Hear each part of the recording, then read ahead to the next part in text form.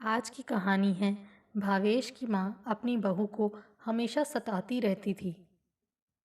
कांच का टूटना अच्छा नहीं होता, जरा संभल कर काम किया कर। पुष्पा ने अपनी बहू अंजना को टोकते हुए कहा। अंजना चाहकर भी कुछ न कह पाई। पिछले एक हफ्ते से उसकी तबीयत ठीक नहीं चल रही थी। उस पर नौकरानी के न आने के कारण काम भी बढ़ गया था। चाय का कप धोते हुए न जाने कैसे उसके हाथ से फिसल गया और टूट गया। उसने झाड़ू उठाई और फर्श पर पड़े कप के टुकड़े साफ करने लगी। तेरी माँ ने कुछ सिखाया है या नहीं? अरे शाम ढले घर में झाड़ू लगाने से लक्ष्मी जी घर में प्रवेश नहीं करती। झाड़ू से नहीं, कपड़े से इन टुकड़ों को उठा, पुष्पा ने क्रोध भरे स्वर में अंजना से कहा। उसी समय भावेश ने घर में प्रवेश किया। माँ को अंजना पर क्रोधित होते देख उसने शांत स्वर में कहा, माँ, तुम्हें याद है जब मैं इंजीनियरिंग की प्रवेश परीक्षा के लिए जा रहा था तो मुझे अचानक छींक आ गई। तुमने मुझे दही पेड़ा दोबारा खिलाकर उस अपशगुन को शगुन में बदल दिया। किंतु जैसे ही मैं घर के दरवाजे से बाहर निकला, एक काली बिल्ली मेरे सामने से निकल गई। तुमने तुरंत मेरा हाथ पकड़ते हुए कहा था कि 10 मिनट के अंदर दो दो अपशगुन। आज मैं तुझे कहीं नहीं जाने दूंगी। तुम्हारी हर बात सुनकर सदा शांत रहने वाले पिताजी ने उस दिन मेरा हाथ पकड़कर खींचते हुए कहा था कि बेटा जल्दी चल, हम पहले ही लेट हो गए हैं। अगर अपनी माँ की बात सुनता रहा, परीक्षा में लेट हो गया तो उससे बड़ा अपशगुन कोई नहीं होगा। माँ, तुम्हारे उस अपशगुन के बावजूद उस वर्ष हायर सेकेंडरी की परीक्षा में मेरिट लिस्ट में न केवल मेरा नाम आया, वरन उसी वर्ष मेरा आईआईटी कानपुर के लिए चयन भी हो गया। इसके बावजूद भी तुम आज तक शगुन अपशगुन के चक्कर में यह ना करो वह ना करो में लगी हुई हो। जिसे जैसा करना है करने दो। दुनिया बदल रही है, तुम भी स्वयं को बदलो। अब यह टोका टाकी बंद करो। माँ को छोटी सी बात पर बिगड़ते देख सदा शांत रहने वाला भावेश के स्वर में आज न जाने कैसे तीखापन आ गया था। बहुत आया बीवी की तरफदारी करने वाला, ऐसे ही तोड़ती फोड़ती रही तो जम चुकी तेरी गृहस्थी। तिल तिल करके जोड़ी जाती है गृहस्थी। एक तुम लोग हो, पूरा कप का सेट बिगड़ गया और कुछ फर्क ही नहीं पड़ा। तभी तो आज की पीढ़ी दोनों के कमाने पर भी सदा पैसे की कमी का रोना रोती रहती है। एक हम लोग थे, पाई पाई जोड़ी, तभी तुम्हें आज इस लायक बना पाए हैं। बेटे का तीखा स्वर सुनकर भी पुष्पा चुप ना रह सकी और अंजना पर लापरवाही का आरोप लगाते हुए आदतन बोल उठी। क्यों राई का पहाड़ बनाने पर तुली हो? जब देखो तब जरा जरा सी बात पर टोका टाकी परेशान हो गया हूँ। रोज की चिक चिक सुनकर एक कप ही तो टूटा है। घर आकर थोड़ा सुकून पाना चाहता हूँ, पर यहाँ भी चैन नहीं। वह कोशिश तो कर रही है तुम्हारे साथ निभाने की। तुम यह क्यों नहीं समझती कि तुम मेरी माँ हो तो वह मेरी पत्नी है। तो निभाना पत्नी के प्रति दायित्व। माँ का क्या, वह तो कैसे भी रह लेगी। भले की बात समझाओ तो वह भी बुरी लगने लगती है। न जाने कैसा जमाना आ गया है। पुष्पा ने कहा। माँ, मैं तुम्हारी अवमानना नहीं कर रहा हूँ, सिर्फ यह समझाने की कोशिश कर रहा हूँ कि अगर अंजना से कभी कोई गलती हो भी जाती है तो उसे ताना मारकर समझाने के बजाय प्यार से भी तो समझाया जा सकता है। भावेश ने स्वर में नरमी लाते हुए कहा। अब तो मेरी हर बात तुम लोगों को बुरी लगती है। इसके कदम रखते ही तू इतना बदल जाएगा मैं सोच भी नहीं सकती। अब तो तेरे लिए सब कुछ वही है। वही सही, मैं गलत। क्रोध से बिफरते हुए माँ पुष्पा बोली। मैं नहीं जानता कि क्या सही है और क्या गलत। मैं घर में सुख शांति चाहता हूँ। इस बार भावेश के स्वर में फिर तल्खी आ गई। इसका मतलब तो यही है कि मैं ही बेवजह लड़ाई करती हूँ, पुष्पा ने क्रोधित स्वर में कहा। अंजना ने बीच बचाव करने का प्रयत्न किया तो वे बिफरते हुए बोली, पहले तो स्वयं आग लगाती है, फिर अच्छी बनने के लिए पानी डालने आ जाती है। हट मेरे सामने से। तेरे जैसी मैंने खूब देखी हैं। पहले मेरे बेटे को फंसा लिया, अब उसे मुझसे दूर करने पर तुली है। माँ की जली कटी सुनकर अंजना की आंखों में आंसू भर आए और वह अंदर चली गई। पर भावेश चुप न रह पाया। बहुत दिनों से माँ का अंजना पर छोटी छोटी बात पर क्रोधित होना व चिल्लाना, यह न करो वह न करो की बंदिशों में बांधना उससे सहन नहीं हो रहा था। और आज कप टूटने पर इतना बखेड़ा। उसने बीच बचाव करते हुए माँ को समझाना चाहा तो बात संभलने के बजाय बिगड़ती ही चली गई। उसने सोचा कि जब बात इतनी बढ़ ही गई है तो आज निपटारा कर ही लिया जाए। कम से कम रोज की चिकचिक से तो निजात मिलेगी। अतः वह भी ऊंचे स्वर में बोला, तुमसे तुम्हारा बेटा दूर उसने नहीं बल्कि तुम्हारी रोज की टोका टाकी ने किया है। तुम समझती नहीं या समझना नहीं चाहती कि वह अब तुम्हारी बहू के साथ साथ इस घर की सदस्य भी है। जब तुम उससे ठीक से बात करोगी तभी वह तुम्हारा सम्मान कर पाएगी। हाँ हाँ, मैं ही बुरी हूँ। कितना कृतघ्न हो गया है तू। तेरे लिए मैंने क्या क्या नहीं किया। तब भूल गया उस कल की छोकरी के लिए। आज तू मेरा अपमान करने से भी नहीं चूक रहा है। इससे तो पैदा ही ना हुआ होता तो कम से कम यह दुर्दिन तो नहीं देखना पड़ता। अच्छा हुआ जो तेरे पिताजी यह अपमान सहने से पहले ही चले गए। हे भगवान, तू मुझे पता नहीं क्या क्या दिखाएगा। क्रोध के साथ उनकी आंखों में आंसू भी आ गए थे। आज से पहले भावेश ने उनसे इस तरह की बात नहीं की थी। उसी एहसान का बदला तो चुकाने की कोशिश कर रहा हूँ, पर आखिर कब तक मुझे परीक्षा देनी होगी। कब तक वक्त बेवक्त ताने सुनने पड़ेंगे। माँ के इसी तरह के नित कड़वे वचन सुनकर भावेश भी स्वयं पर नियंत्रण नहीं रख पाया और उसी तीक्ष्णता से उत्तर दिया और अंदर चला गया। क्रोध से उबल रही पुष्पा ने बेटे बहू से तिरस्कार पाकर स्वयं को पूजा घर में बंद कर लिया। यही उनका ब्रह्मास्त्र था। अंजना ने चाय के लिए आवाज़ दी पर उन्होंने दरवाज़ा नहीं खोला। खाने के लिए आवाज़ दी फिर भी वे नहीं पसीजी। पसीजती भी कैसे। इस बार बहू ही आकर पूछ रही थी, बेटा एक बार भी नहीं आया। आज से पहले जब जब भी उनमें और बहू में तकरार हुई है, वह उसे मनाकर उनके क्रोध को शांत कर दिया करता था और अंजना से भी सॉरी बुलवा दिया करता था। पर आज बात कुछ ज़्यादा ही बढ़ गई थी। सदा शांत रहने वाले पुत्र के मुंह से निकले शब्द अब भी पुष्पा के मन को मथ रहे थे। साथ ही उसका उनसे खाने के लिए भी ना पूछना उन्हें दंशित करने लगा। वे कुढ़ कर रह गईं। रात में जब भूख बर्दाश्त नहीं हुई तो धीरे से दरवाज़ा खोलकर वे बाहर आईं। किचन में कुछ ना पाकर बड़बड़ाई कि किसी को भी मेरी चिंता नहीं है। दोनों खाकर मज़े से सो गए हैं। मैं जीऊँ या मरूँ इससे किसी को कोई मतलब ही नहीं रहा है। हे भगवान, न जाने कैसा ज़माना आ गया है। फ्रिज खोला तो उसमें सब्ज़ी के साथ ही रोटी का डब्बा रखा देखकर चैन की सांस ली। सब्ज़ी की मात्रा व डब्बे में रोटियों की संख्या देखकर उन्हें लगा कि किसी ने भी खाना नहीं खाया। फिर मन में आया कि कुछ और खा लिया होगा।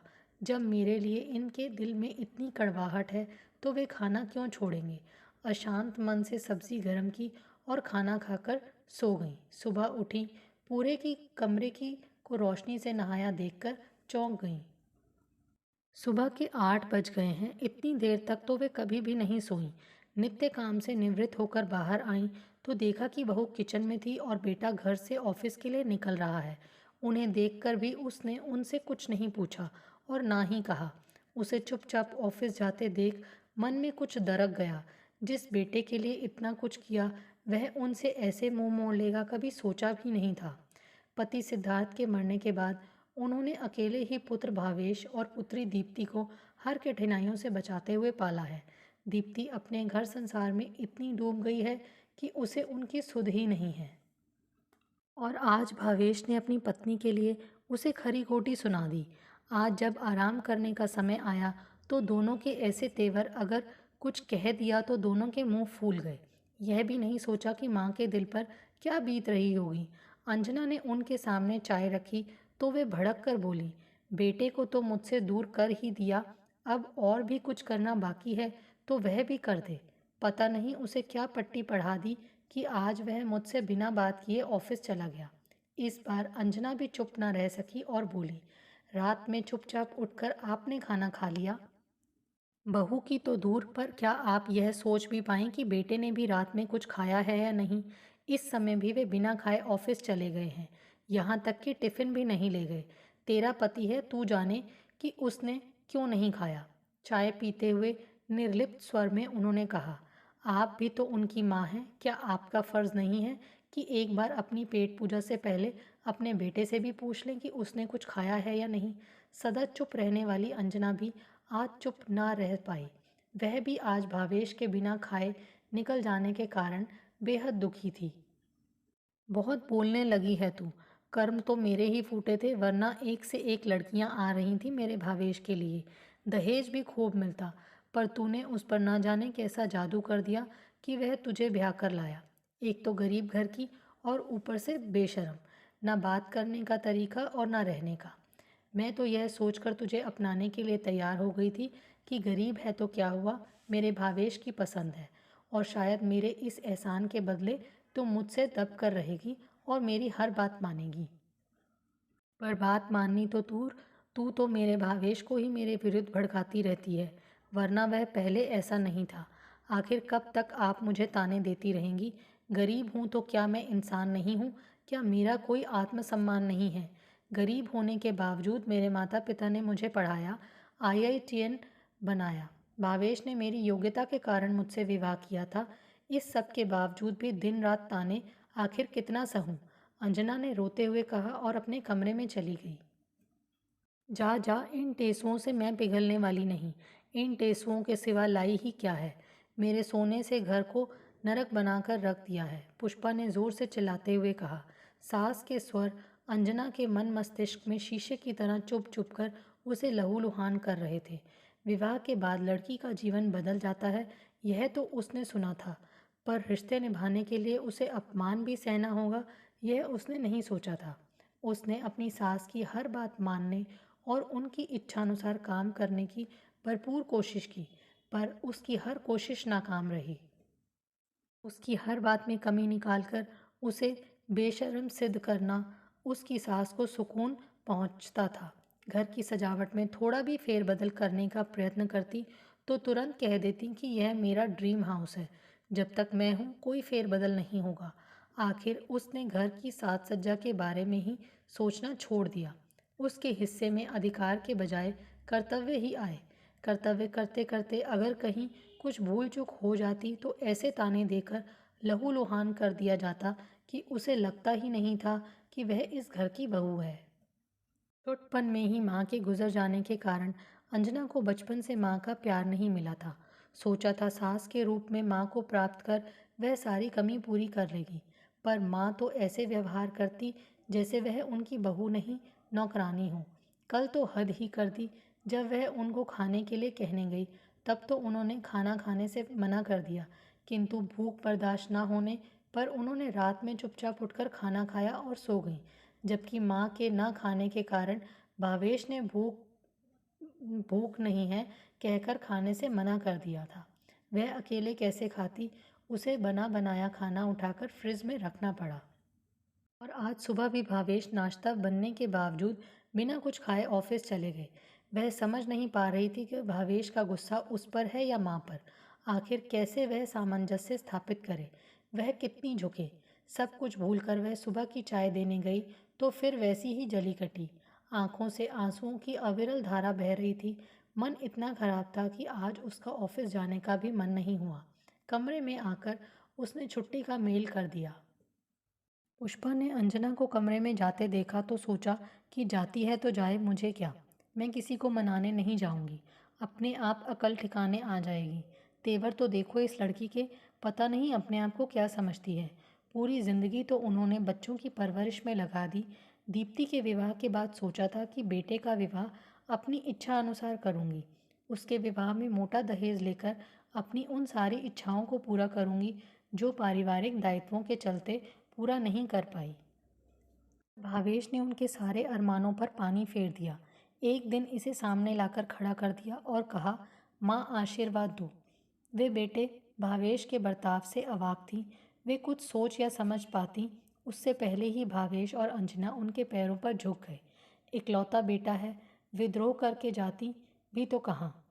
सोचकर उन्होंने उन्हें आशीर्वाद दे दिया। आग में घी का काम किया उनकी पड़ोसन सीमा और मीनाक्षी के शब्दों ने, जो खबर मिलते ही उसे बधाई देने आ पहुंची और उससे पूछा, पुष्पा बहन, बहू है तो सुंदर, सुना है लव मैरिज की है, अकेली ही आई है या साथ में कुछ लाई भी है।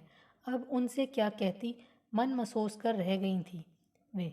पुत्र से तो वे कुछ कह नहीं पाईं, लेकिन जब तक मन का आक्रोश अंजना पर निकलने लगा।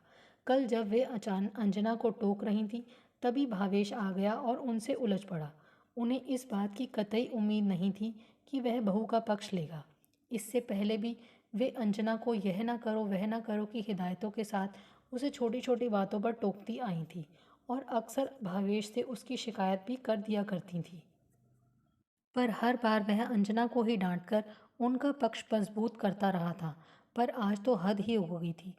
उसने न केवल अंजना का पक्ष लिया बल्कि उनके रूठने पर भी उन्हें मनाने नहीं आया। पर मैं भी किसी से कम नहीं हूँ, इनसे दबूंगी नहीं, वरना ये मेरा रहना ही दूभर कर देंगे, सोचकर उन्होंने स्वयं को समझाया और अंजना के द्वारा बनाई चाय पीकर नहाने चली गईं। नहाकर जब वे पूजा करके बाहर आईं तो देखा कि अंजना कमरे से बाहर नहीं आई है। वे किचन में गईं तो देखा कि भावेश का लंच पैक है। उसे खोलकर देखा तो उसमें सब्जी पराठा था। कुछ बनाने की अपेक्षा उन्होंने उसे ही खाना श्रेयस्कर समझा और नित्य की तरह टीवी पर अपना मनपसंद सीरियल देखने लगी। दोपहर का 1 बज गया। अंजना को कमरे से बाहर ना आते देख उन्होंने टोस्टर में ब्रेड सेकी और 1 कप चाय बनाकर खाने बैठ गई। उन्होंने ना ही अंजना को आवाज़ दी और ना ही उसके कमरे में गई। शाम 4 बजे चाय की तलब लगने पर स्वयं ही चाय भी बनाकर पी ली। पर अब तक उनका क्रोध चरम सीमा तक पहुंच चुका था।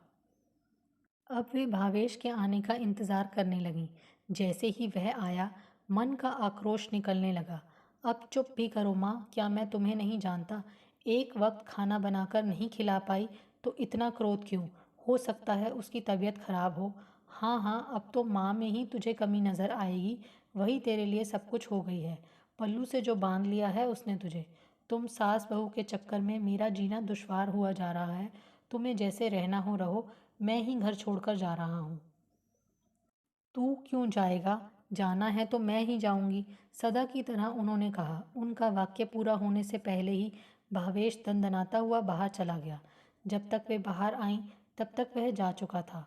भावेश को पैदल घर से जाते देख उन्होंने सोचा ऐसे ही किसी मित्र के घर चला गया होगा, क्रोध शांत होते ही घर आ जाएगा। सब मुझ पर ही गुस्सा निकालो। बहू के ऐसे तेवर, सुबह से पानी के लिए भी नहीं पूछा और शिकायत की तो बेटा भी घर छोड़ने की धमकी देने लगा। हे भगवान, अब तू मुझे उठा ही ले। उन्होंने सदा की तरह ऊपर की ओर देखते हुए हाथ जोड़कर कहा। 8 बजे पुष्पा बहू के कमरे की तरफ गईं। एक बार सोचा कि आवाज़ लगाएं, पर स्वयं की अकड़ ने उन्हें रोक लिया।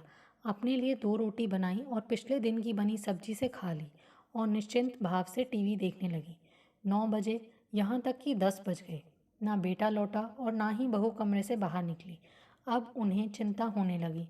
एकाएक उन्हें लगा बहू ठीक ही कह रही थी कि कैसी माँ हैं आप। यह जाने बिना कि बेटे बहू ने खाया है या नहीं, आपने खा कैसे लिया? बहू की बात तो छोड़ दें, पर उसके मन में रात में बिना खाए सोए हुए सुबह भूखे ही ऑफिस चले गए।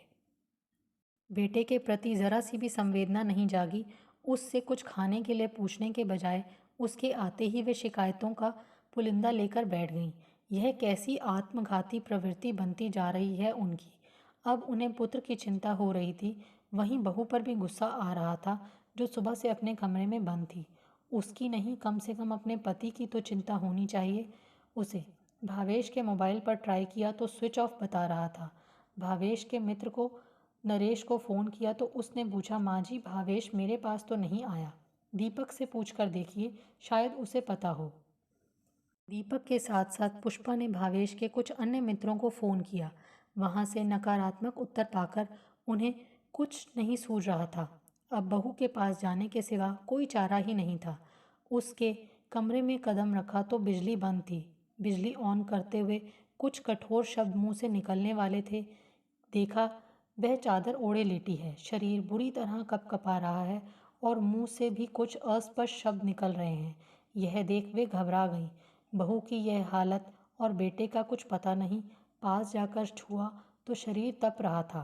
पहली बार आत्मग्लानि से भर उठा उनका मन। कोई उपाय ना देख अंजना की स्थिति बताते हुए दोबारा नरेश को फ़ोन किया तो उसने कहा, आंटी इतनी रात कोई डॉक्टर आएगा या नहीं, फिर भी मैं कोशिश करता हूँ। एक बार बेटी दीप्ति ने भी अंजना के प्रति उनके रूखे व्यवहार को देखकर कहा था, माँ रस्सी को इतनी भी ना ऐंठो कि वह टूट जाए। फिर यह मत भूलो कि तुम्हारे बुढ़ापे के यही सहारे हैं। आज तुम जैसा बोओगी वैसा ही पाओगी। तू अभी बच्ची है तभी ऐसा कह रही है। अगर अभी मैंने इन्हें टाइट करके नहीं रखा तो बाद में ये मेरे सिर पर चढ़कर नाचेंगे। दीप्ति के समझाने पर माँ पुष्पा ने उत्तर दिया था, वह सब पुरानी बातें हैं। सच्चाई तो यह है कि हर संबंध प्यार दो और प्यार लो के सिद्धांत पर टिका है। डरा कर या दहशत पैदा कर आप कुछ समय के लिए भले ही उन्हें अपना गुलाम बना लो, पर कभी ना कभी तो उनके क्रोध का गुब्बारा फूटेगा। तब उन्हें दोष मत देना। अच्छा, अब बंद भी कर अपना प्रवचन। उस समय उन्होंने दीप्ति को चुप करा दिया था, पर आज अंजना की हालत देखकर और बेटे का कोई अता पता ना पाकर इस समय उन्हें दीप्ति का कहा एक एक शब्द सही लग रहा था। वरना सदा शांत रहने वाले और उसकी हर आज्ञा का अक्षरशः पालन करने वाले बेटे बहू में इतना अंतर क्यों आया? कहीं उनकी बेवजह की नुक्ताचीनी ही कारण तो नहीं? आज पुष्पा इस सब की वजह स्वयं को समझने लगी थी। ना ही वे इतनी कठोर या रूखी होती और ना ही भावेश घर छोड़कर जाता, ना ही बहू की यह हालत होती। आखिर किसी बात को सहने की भी एक सीमा होती है। जब अति हो जाती है तो एक संवेदनशील इंसान ऐसे ही मानसिक संतुलन खो बैठता है। उन्हें यह बात समझ में तो आई, पर कुछ देर से। तकरीबन आधे घंटे बाद नरेश डॉक्टर को ले आया। आते ही उसने अंजना को इंजेक्शन दिया और समय से दवा खिलाने का निर्देश देते हुए ब्लड टेस्ट करवाने के लिए कहा। भावेश का कहीं कोई पता नहीं था। इधर अंजना की तबीयत ठीक होने का नाम नहीं ले रही थी। पुष्पा, जिन्हें अंजना के नाम से ही चिढ़ थी, अचानक उसके प्रति सहृदय होने लगी। अंजना जब भी भावेश के लिए पूछती, वे कह देती कि वह ऑफिस के काम से बाहर गया है, काम होते ही आ जाएगा। उसका मोबाइल अभी भी स्विच ऑफ बता रहा था। अभी पुष्पा कश्मकश से गुजर रही थी कि दीप्ति का फ़ोन आया। न चाहते हुए भी उन्हें दीप्ति को बताना पड़ा। दीप्ति ने सारी बातें सुनकर सिर्फ इतना ही कहा, माँ, मेरी सासू माँ की तबीयत ठीक नहीं है, वरना मैं आ जाती। जब तक भैया नहीं मिल जाते तुम्हें संयम से काम लेना होगा। स्वयं के साथ भाभी को भी संभालना होगा। जैसे जैसे समय बीतता जा रहा था, झूठ बोलने के बावजूद अंजना सब समझ गई थी। नरेश और उसके अन्य मित्र भी भावेश के बारे में कुछ नहीं बता पा रहे थे। अंजना पर इस बात का ऐसा असर हुआ कि उसने खाना पीना छोड़ दिया। यहाँ तक कि दवा खाने से भी उसने मना कर दिया। उसकी ऐसी हालत देखकर एक दिन सास पुष्पा उससे बोली, बेटी, मैं तेरी दोषी हूँ, मुझसे गलती हुई है, इसका प्रतिकार भी मुझे ही करना होगा। मुझे पूरा विश्वास है भावेश एक दिन अवश्य आएगा। वह तुझसे बहुत प्यार करता है, आखिर कब तक तुझसे दूर रह पाएगा? पर बेटा, उसके लिए तुझे जीना होगा। यूँ खाना पीना छोड़ने से तो किसी समस्या का हल नहीं निकलेगा। कुछ दिन और देख लेते हैं, वरना फिर पुलिस में कंप्लेंट करवाने के साथ पेपर में भी इश्तेहार देंगे। सासू माँ की बात मानकर अंजना ने थोड़ा खाने की कोशिश की, पर उसे उल्टी हो गई। ऐसा एक बार नहीं, बल्कि कई बार होने पर पुष्पा ने उसे डॉक्टर को दिखाने का निर्णय लिया और वे अंजना को लेकर डॉक्टर को दिखाने उनके नर्सिंग होम गई। डॉक्टर साहब, मेरी बहू ठीक है? पुष्पा ने डॉक्टर को चेक करने के बाद पूछा। हाँ हाँ, बिल्कुल ठीक है। मिठाई खिलाइए, आप दादी बनने वाली हैं। क्या? बिल्कुल सच अम्मा, आप दादी बनने वाली हैं। डॉक्टर को दिखाकर सास बहू दोनों कमरे से निकली ही थी कि एक नर्स दौड़ती हुई आई और बगल के कैबिन में घुसते हुए बोली, डॉक्टर साहब, उस पेशेंट को होश आ गया है। सच? तुम चलो, मैं आता हूँ। क्या हुआ डॉक्टर उस पेशेंट को? नर्स की बात सुनकर अंजना से रहा नहीं गया। उसने डॉक्टर के कैबिन में घुसते हुए पूछा, आप लोग कौन हैं और बिना इजाज़त लिए मेरे कैबिन में कैसे घुस आए? डॉक्टर ने उसे ऊपर से नीचे तक निहारते हुए रूखे स्वर में कहा, डॉक्टर साहब, मेरे पति लगभग 15 दिन से लापता हैं, इसलिए मैं इस पेशेंट के बारे में जानना चाहती हूँ। अंजना ने डॉक्टर की डांट की परवाह किए बिना कहा, 15 दिन से लापता? लगभग इतने दिन पूर्व ही इस व्यक्ति को बुरी तरह से जख्मी हालत में यहाँ लाया गया था। कोई पहचान का जरिया ना होने पर हम उनके घर वालों को खबर नहीं कर पाए हैं। वह तो उस सज्जन की सज्जनता कहिए जो इसे इतनी जख्मी हालत में उठाकर लाए। वहीं इसके इलाज का खर्चा भी उठा रहे हैं। अचानक डॉक्टर के स्वर में नरमी आ गई। क्या हम उससे मिल सकते हैं? पुष्पा और अंजना ने एक साथ कहा। हाँ हाँ, क्यों नहीं। वे दोनों डॉक्टर के पीछे पीछे गए। भावेश को पाकर उन दोनों की खुशी का ठिकाना न रहा, पर भावेश ने उन्हें देखकर मुंह फेर लिया। क्या आप इन्हें जानती हैं? जी, यह मेरा बेटा भावेश है। हम पिछले 15 दिनों से तलाश रहे हैं। माँ जी ने खुशी खुशी डॉक्टर से कहा। चलो अच्छा हुआ, वरना हम इनकी आइडेंटिटी को लेकर परेशान हो रहे थे, डॉक्टर ने कहा और समीप ही खड़ी सिस्टर को कुछ निर्देश देकर चला गया। आज दो दो खुशियाँ आपके दामन में समाई हैं माँ जी, जमकर पार्टी दीजिए और हाँ, मुझे बुलाना मत भूलिएगा, पीछे से आवाज़ आई। पुष्पा ने पीछे मुड़कर देखा तो वही नर्स खड़ी थी जिसने पेशेंट के होश में आने की सूचना दी थी। आप दवा का पर्चा वहीं भूल आई थी, डॉक्टर ने आवाज़ लगाई पर आपने सुना नहीं। लीजिए दवा का पर्चा और हाँ, पार्टी में बुलाने से नहीं भूलिएगा। नर्स ने दवा का पर्चा उसे पकड़ाते हुए पुनः कहा। तुम्हें कैसे भूलूंगी, तुमने तो आज मुझे वही खुशी लौटाई है जो मुझसे मेरी गलती के कारण दूर हो गई थी।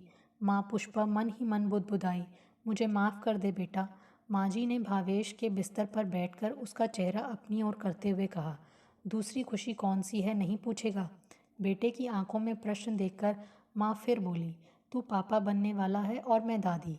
यह खुशी मुझे मेरी बहू अंजना ने दी है।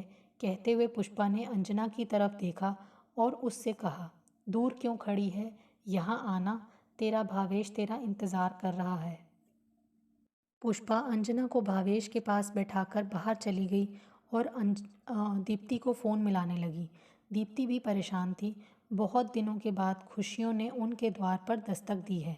वह अपनी ज़िंदगी जी चुकी, बच्चों की ज़िंदगी में बेवजह दखल देकर अब ऐसा कोई काम नहीं करेंगी जिससे उनमें फिर से दरार आ जाए। सच ही उन्हें आज ज़िंदगी से एक सबक मिला है। दीप्ति ठीक ही कहती है कि प्यार देकर ही प्यार पाया जा सकता है।